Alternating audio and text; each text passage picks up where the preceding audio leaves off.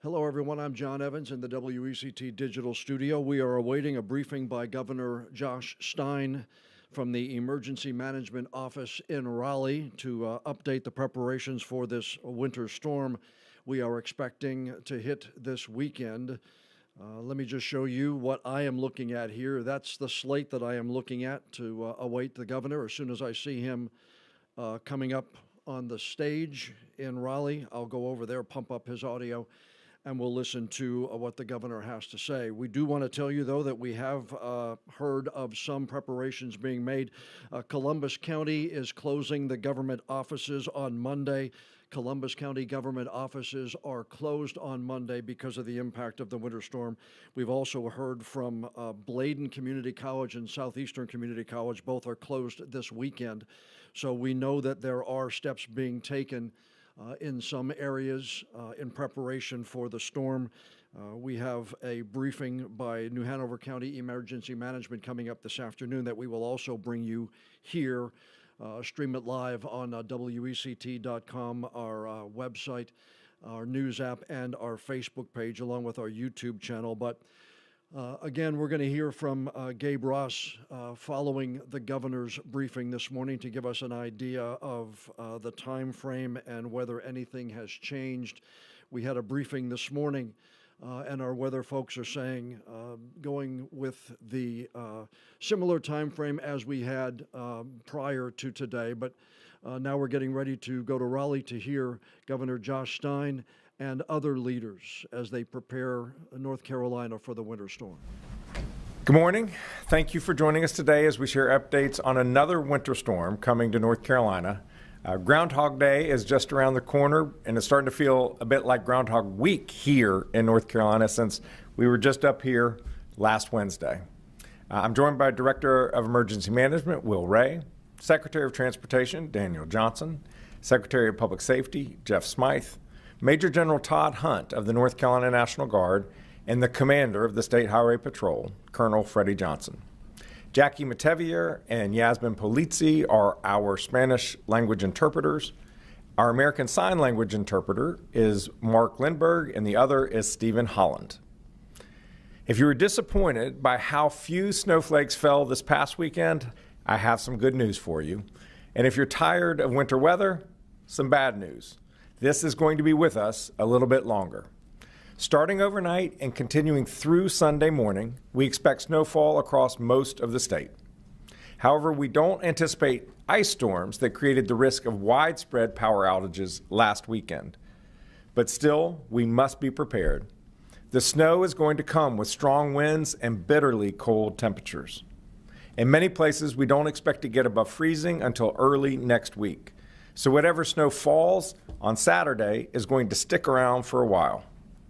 In coastal North Carolina, especially the Outer Banks, strong tides and high winds could also cause flooding. Strong winds combined with snow can create whiteout conditions, making driving treacherous. We are prepared to respond to whatever the storm may bring. Yesterday, I declared a state of emergency across North Carolina. This will help us qualify for any federal assistance we may need. We've activated the State Emergency Response Team, a cross-agency group that includes the Department of Transportation, Department of Public Safety, North Carolina National Guard, State Highway Patrol, and our state's utilities. NCDOT crews have been working in shifts around the clock on de-icing operations to clear the roadways from what's left from the past weekend storm and anti-icing operations to prepare for the roads for the coming weather. I had the privilege of seeing a number of these workers yesterday at the NCDOT Westgate facility, also known as Brine Mountain, to thank them in person. These folks have been working 90, 100-hour weeks to keep us safe. We all owe them and the many other public servants putting in overtime on our behalf a debt of genuine gratitude. Some of our local government partners are starting to open warming centers, so check your local government management agency's website to see what options are available near you. At this time, because of expected snow accumulation, cold temperatures, and wind gusts, our greatest concern is unsafe travel. So please take a second look at your weekend plans. Stay home and off the roads during winter weather. And if you live in coastal North Carolina, be alert for flooding that the strong winds will likely bring. Do not drive through flood waters. For the most up-to-date roadway information, visit drivenc.gov. And no matter where you live, make sure you're tuned in to your local media, the National Weather Service, and your local emergency management agency for the latest updates and recommendations. Today is the day to get prepared. Make sure you've got non-perishable food, plenty of water, and batteries and other supplies in case you get stuck at home or lose power. And please check on your neighbors who may be vulnerable. Let's stick together, keep each other safe, and hope for a fun snow day here in North Carolina, something that we don't get all that often. Thank you, and I'm now going to bring forward Director Ray and then Secretary Johnson. Thank you, Governor. Good morning, everyone. A significant weather storm is forecast to begin this afternoon across the mountains, expanding east throughout the evening and overnight periods. Widespread snowfall is forecast with this event, and locally significant snowfall amounts are expected. In addition to snowfall, dangerously cold temperatures and strong wind gusts are forecast through the weekend. These strong wind gusts will bring below zero wind chills across the state and the possibility of coastal flooding. Cold temperatures will linger into early next week, prolonging snowfall impacts. A winter storm warning will go into effect statewide late this afternoon across the mountains and Piedmont, and overnight Friday into Saturday across the coastal plain. Widespread snowfall amounts between 3 to 8 inches are forecast across the state, especially across the coastal plain where the greatest snowfall amounts are most likely. Significant snowfall amounts of 8 to 12 inches are likely across portions of the state, but are dependent on where the heaviest snowfall bands develop. A cold weather advisory will go into effect overnight Friday through overnight Saturday across the eastern half of the state, where near zero wind chills are forecast. An extreme cold watch will go into effect for portions of the mountains from Saturday afternoon until Sunday afternoon, in the Piedmont from Saturday evening through Sunday morning, and in the coastal plain from late Saturday night through Monday morning. Wind chills are forecast to be as low as 22 degrees below zero across the mountains, 5 to 10 degrees below zero for the Piedmont, and 5 degrees below zero for the coastal plain. A high wind warning and wind advisory will be in effect Saturday afternoon and evening across much of the coast. Wind gusts within the high wind warning area are forecast to be up to 55 to 70 miles per hour, and wind gusts within the wind advisory area are forecast to be up to 45 miles per hour. All North Carolinians should be finalizing plans now and should be prepared to stay home and off the roadways starting tonight through early next week. If you need information to assist in your preparation, please visit readync.gov. The State Emergency Response Team, including all interagency partners, private sector, nonprofit, and volunteer agencies, remain activated. There are 4 local states of emergencies and 21 local emergency operations centers activated or in monitoring status. We continue to support commodity distribution, and as of this morning, the State Emergency Response Team has distributed approximately 550 blankets to assist communities with shelter and warming center operations should they be required. This is in addition to the approximately 1,700 cots and blankets and 127 pallets of meals ready to eat, or MREs, and drinking water that were shipped last weekend to supplement local supply. Many communities across the state are opening or staging for shelter locations or warming stations. For the most up-to-date information on those resources available in your community, please visit your local government and local emergency management agency's website and social media accounts.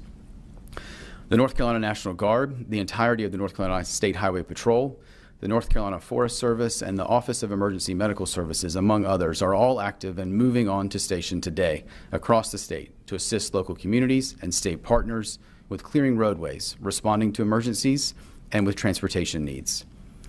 73 North Carolina National Guard force packages will be on station by tonight and will be assisting with clearing roadways from downed trees, helping disabled motorists, supplementing first responders, and assisting with commodity distribution.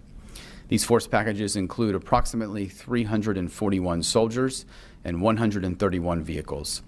While this is not forecast to be an ice event like last weekend, posing a widespread threat to our utility partners, We remain in close coordination with our energy sector organizations who are represented here at the State Emergency Operations Center, and will be closely monitoring power outage information to quickly assist in restoring power in communities that do see outages.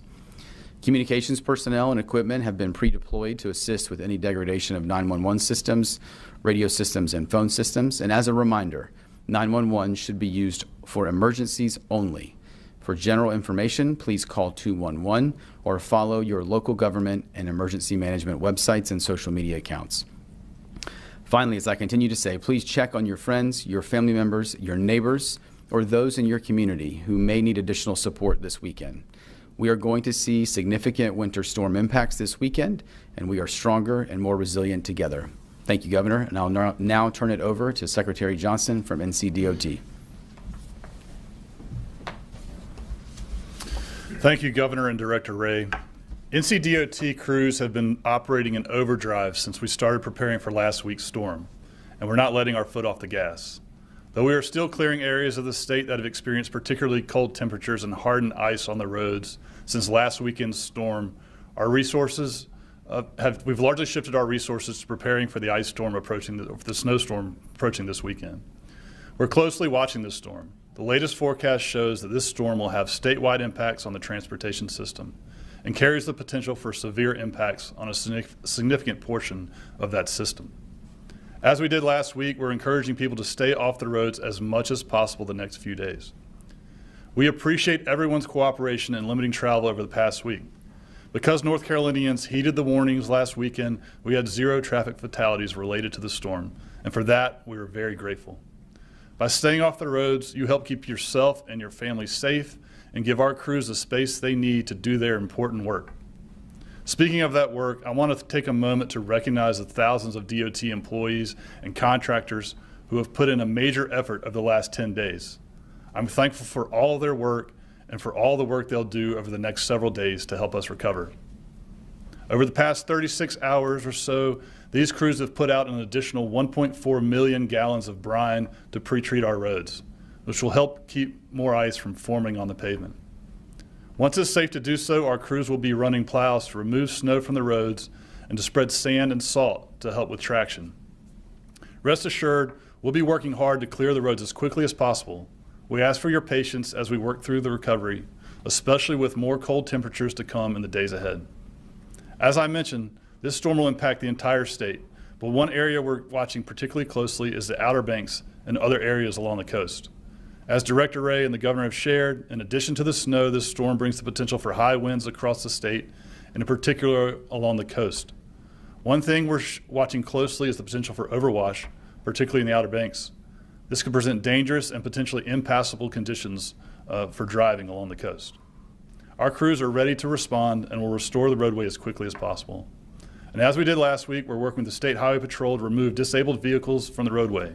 This helps keep the roads and shoulders safe for our crews and others involved in emergency response in the days ahead. We'll continue working with our partners, the Highway Patrol and the National Guard, throughout the storm. Please stay informed and, if possible, stay put throughout the duration of this storm until it's deemed safe to travel.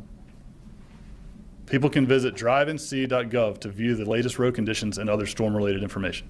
Thank you. I'll turn it back over to the Governor for any questions.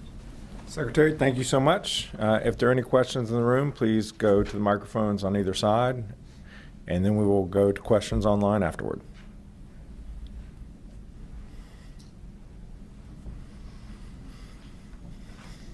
Hey, Adam Wagner from WNC. One of the concerns with overwash, obviously some of the houses on the Outer Banks that are sort of teetering right now. I know that folks in Buxton, maybe Rodanthe, have been asking you for a localized state of emergency for a little while. Mm-hmm. Could this necessitate that, and sort of how could this weather make cleaning up those houses more difficult if they fall in?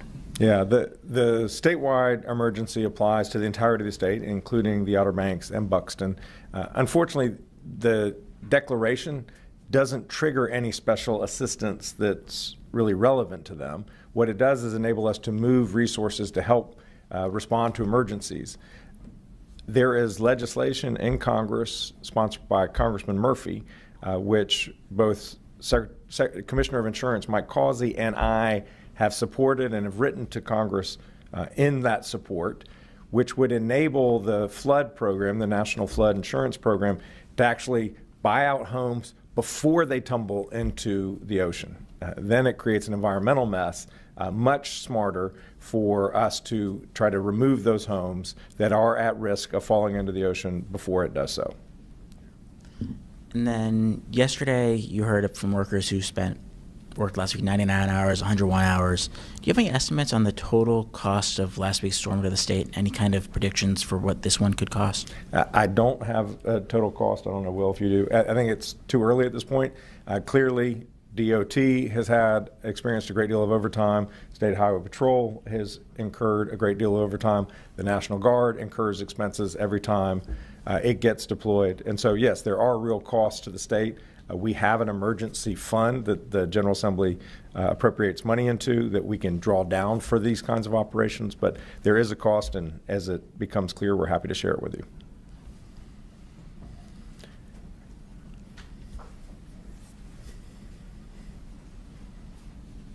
Hi, Governor. Christine Zhu with NC Newsline. What preparations are being made in regards to the power grid and any potential outages? We are in constant contact with our energy partners, whether that's Duke Energy, the electric co-ops, the electricities, and they're here. We know where their greatest worries are. Fortunately, with this storm, that is less of a concern than last week, because last week's was an ice storm. This is a snowstorm. Ice is much heavier than snow, so it's more likely to create limb breakages or trees toppling over. It's more likely to weight the lines and break those. So with snow, we don't think there will be as many power outages. And fortunately, we didn't experience too many last year. I think the peak was maybe 25,000 loss of power at any one time. So that's not to say that there will not be power outages. If the snowfall comes in at the high end and communities experience 15 inches of snow, that's a lot of weight, and that will knock over trees, and that will knock over power lines. It's just they call this a banded storm, where the snow is going to come in bands. It's not going to be uniform across an entire county. You may have one town in the county that has 12, 15 inches if it's heavy, and another may have 6 or 7 or 8. And so it will be localized. I know that our utility partners are ready to go. Thank you. All right, we'll take questions online if there are any. Please identify yourself before you ask a question. Raise your hand function and they'll see you. Felicia Somez, please ask your question. Hi, well, thank you so much again for taking our questions. Just wondering for listeners out here in the West, if there's anything in particular that folks should be aware of or any particular precautions that they should take ahead of this storm. Thank you so much. Yes, the snow intensity, it's going to be significant, but not as much as the Far East, which is a little bit upside down from what we're used to. Where we will see real issues in Far West is temperatures. The temperature is going to be bitterly cold. Wind chill maybe minus 20 degrees. Obviously, the risks of frostbite and hypothermia become very elevated when you have temperatures that low. So folks just need to not be outside if they possibly can. And if they are outside, make sure that you are well dressed, wearing lots of leathers and covering all exposed skin. If you have to drive and there is snow, make sure that you have a safety package in the car with you, because if you run off the road in temperatures like that, it can be very dangerous. Once again, I'm John Evans in the WECT Question? Digital Studio. You're listening to Governor Josh Stein in a news conference in Raleigh. Actually, that news conference coming to an end in Raleigh, and I'm going to punch Gabe Ross up here in the digital studio along with me. Let me get rid of that. Yep. We don't need that anymore. And some of the things we picked up from the governor, Gabe, I don't think anything should be surprising. They activated the emergency response team. We knew that yesterday. Biggest concern right now, unsafe travel, the governor said. Likely Sunday, Monday, maybe even later. Will Ray, the emergency management director, be prepared to stay home into next week. The National Guard Highway Patrol activated to help with clearing any roads. Secretary Johnson of the DOT encouraging people to stay off the roads, which we've been preaching. They've put down almost 1.5 million gallons of brine to pre-treat the roads, and he made specific took time to mention specifically the areas along the coast, the high winds and the potential for overwash. He mentioned the Outer Banks, but we've even talked about this, and you have mentioned it as well, about the possibility along our coastal communities that, you know, some of the winds we're getting, the possibility for overwash is pretty high. Sure, yeah, a little minor beach erosion's possible. I think there are bigger concerns out in the Outer Banks given its proximity to the low and given how much farther out in the ocean that it actually sticks. But those concerns could be reflected here in southeastern North Carolina as well. Yeah, no big surprise in anything that I've heard the governor talk about or any of the emergency managers or the DOT officials say in all this. Realistically, this will come down to how much we wind up getting, how crews are able to work. They gave some, you know, tips, best practices in there as well. So it really is going to be just a lot of hurry up and wait. We've done all the preparing we really can. If you haven't yet, this is a good day in order to do so.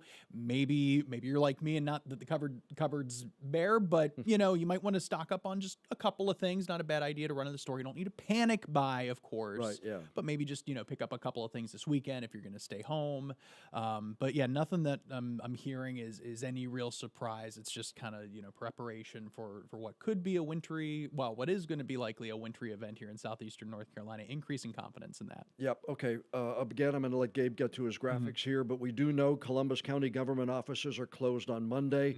We do know Southeastern Community College is closed tomorrow and Sunday. The first two of what we expect to be a lot of announcements coming up. We'll have those on our website.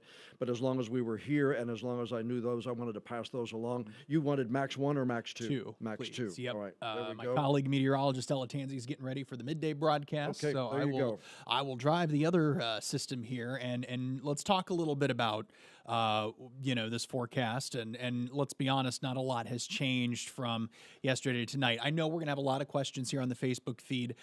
What about my backyard? What about, you know, this city, this tiny area that I live in, or this big metropolitan that I live in?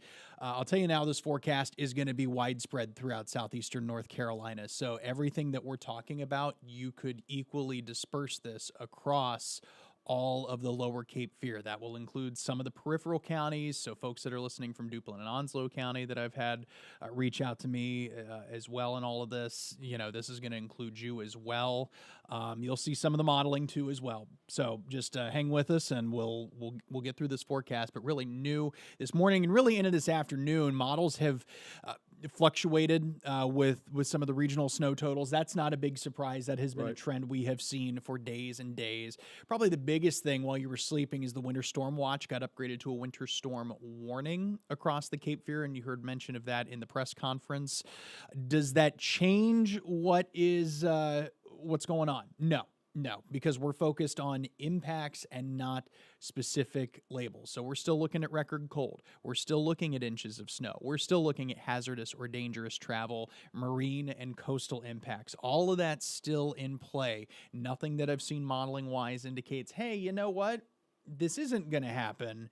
It'll just be to whatever extent. And the reality is we're not going to know a whole lot until we get into the daytime Saturday. With these winter systems, especially how rare they are down here, sometimes it's a lot of hurry up and wait. So winter storm warning, you see how widespread that is across the Carolinas? That was an uptick from that winter storm watch. In addition, one of the things that went out was a cold weather advisory. Notice letter of the law does not include coastal Onslow County, coastal Pender, New Hanover, Brunswick counties, coastal Horry County, because it's a fine criteria, apparent or wind chill values of 15 degrees or lower. Inland spots going to be the most susceptible to that. That's going to go into effect later tonight, like Saturday morning, 1 a.m. All of that will kind of kick in. Then we get into extreme cold territory. That comes Saturday night. So that is still in play. That has not been upgraded yet. I would expect if it is, it's going to happen a little later on today, possibly at the latest first thing in the morning.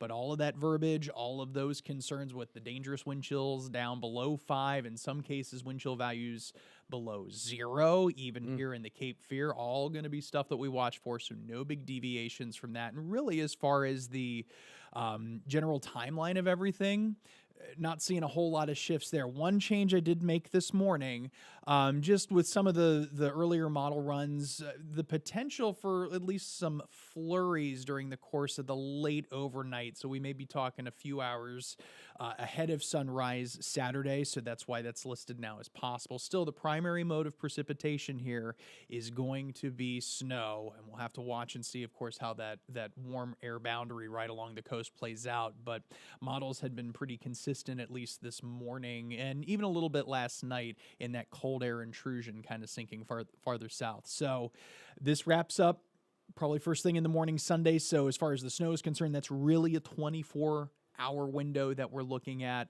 but it'll be what falls that dictates the severity of those impacts. We know that the cold's going to be here during this event. We know the cold's going to be here after the event.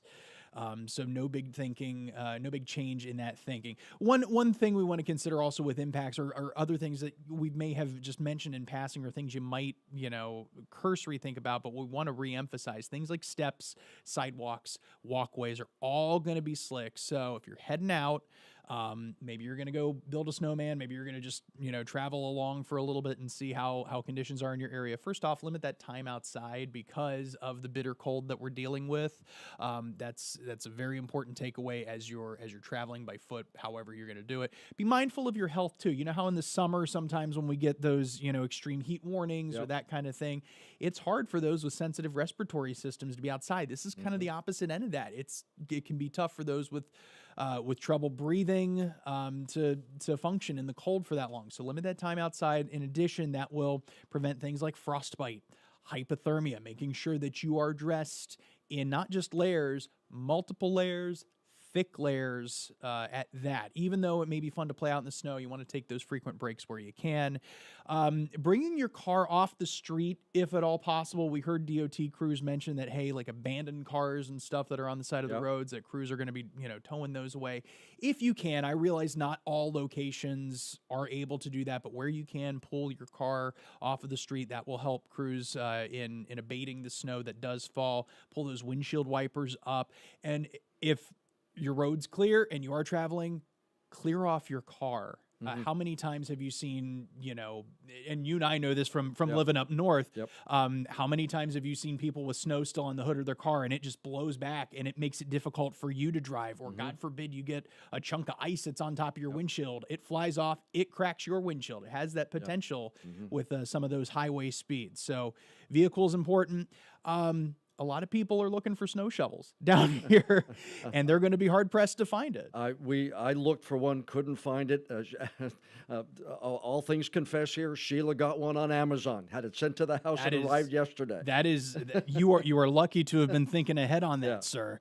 But you know what? If you don't have it, you have other options. If you have a spade shovel or some other flat, front shovel, that will work just as well. Just be careful if what surface you're on. You don't, if you're a new homeowner, like a lot of new developments going up, you don't want to damage the concrete. Even things like salt, like just pure table salt. I know folks who have just used pure table salt to melt their driveway. The problem is when we have these cold temperatures that can get in to those porous surfaces and cause cracking. So you could have some additional damage there. So things like a stiff bristle broom in this kind of snow might actually be helpful. However, with the wind the way it is, you have that risk of blowing and drifting snow a little bit in that too. But these are all good takeaways here, especially for those who don't have the means and the things that others maybe who lived up north to have down here. And who knows, maybe folks from the north originally have decided, I don't need a shovel down here. I didn't for the longest time. I know. I didn't either. I think a lot of folks may be going to Amazon or some other store when conditions warm up, just to have that in case the next system comes around. All right, so I've got future radar modeling here. And of course, we take this as guidance rather than gospel, and for good reason, because the models too have been all over the place. There are some similarities though that we're noticing, specifically the arrival time, the departure time, that kind of thing, the type of precipitation, where some of the primary impacts impacts are, but you'll notice the rest of the afternoon and evening we fare pretty dry. But if you live along the coast, you might see a little bit of that flurry action, maybe a little mix still right along the coast first thing in the morning. And this latest run also kind of emphasizes that dry slotting we've been talking about, which for Saturday, folks, will make or break some of these snowfall tallies. We got two competing low pressure systems, one in the upper levels, a smaller one, a meso low offshore that we've been talking about that's going to develop that bomb cyclone, if you will, and they're competing for moisture. So what happens, we see the snow eventually fill in, but notice how this latest model run really keeps that dry slotting in place, right? Yeah. And that would be great. That would certainly negate our impacts. I'm not sold on it because the models have been everywhere, so the mindset still needs to be prepare for inches of snow, because again, models will change no matter what you look at. Global models, high res, they're going to shift. This is still out of here though come early Sunday, so some of you may be waking up to a winter wonderland, first thing in the morning, and your roads are going to be covered and have those issues to deal with. That's still very much in play here. We've had a lot of folks ask about benchmarks for snow. These are just some of them here in recent years. Of course, last year we had a little over 2.5 inches of snow in the port city. The last 3-inch plus event was 2018. I remember that vividly because I was not feeling well and still had to go out in the cold. That aside, the last 5-inch amount, you go back to 2000. If you watched Carolina in the Morning this morning, we showed some video there and the Cape Fear Memorial Bridge and what travel was like over that. It was rough. And the last 6-inch plus event, you got to go back to the snowstorm of 89. It was well above that, mind you. But we're looking for the last time we went over that threshold, and that was as recently as 1989. So how much snow? Again, the $1 million question that we're going to be asked. It is still very difficult to determine that even here some 24 plus hours out. We can give you odds of what we think is a reasonable amount region wide. And mind you, with snow bands, dry slotting, other factors, these tallies could be inflated, deflated, depending on where you live. So still a chance for a coating in spots. Yes, that's a lower percentage chance of areas around here getting just a coating. Possible, but still the lowest chance. I think the most probable outcome here is that we walk away with inches of snow, anywhere from that 2-inch range up to about 5 or even 6.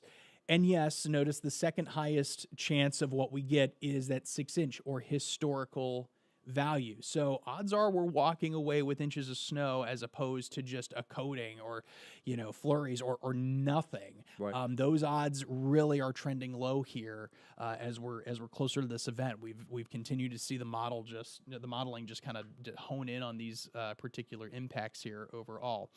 Wind. Is another end of this, right? The governor talked about wind. We talked about issues along the beach. And these wind speeds are pretty impressive. So think of this not only from coastal, issues, but think of this from a wind chill value standpoint, right? This is something we would talk a lot about if we were in a tropical system, but this is similar. We have a low offshore. We've got a bomb cyclone that is forming here. And so 20, 25 plus mile per hour sustained winds here, a distinct possibility even by lunchtime tomorrow. So that's just going to make the air bite that much more. And the wind speeds only go higher from here. Now we start getting into the 30, 35, 40 plus.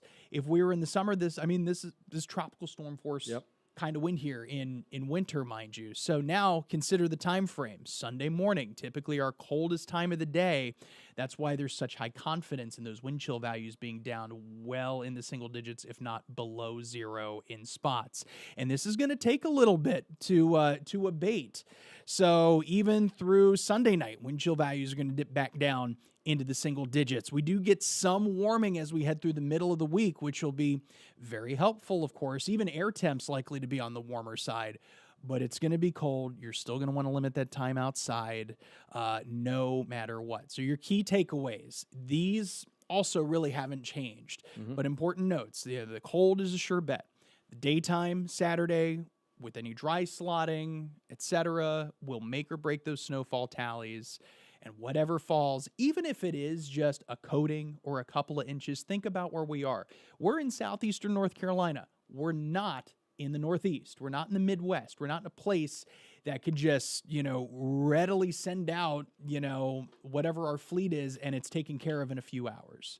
Yeah. So it is going to take some time, and that's why travel is trending on the hazardous side still in all of this. And I want to punch this up again. This was last year. Yeah.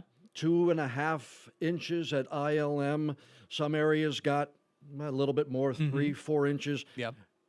It stuck around because the temperatures for several days stayed cold. We're going to have cold temperatures here on Sunday, a little warmer Monday. But remember what this was like last year for those of you who were here, how not much happened here for a couple of days after that snowstorm. Not saying that this is going to be similar, but just remember back, like you said, the infrastructure here can't handle it like Pennsylvania, New Jersey, New York, some of those other places. So it's going to be different here than it was maybe where you were before. So the point is, it's going to impact us. Like you said, some of those impacts, dangerous travel likely Saturday night and beyond.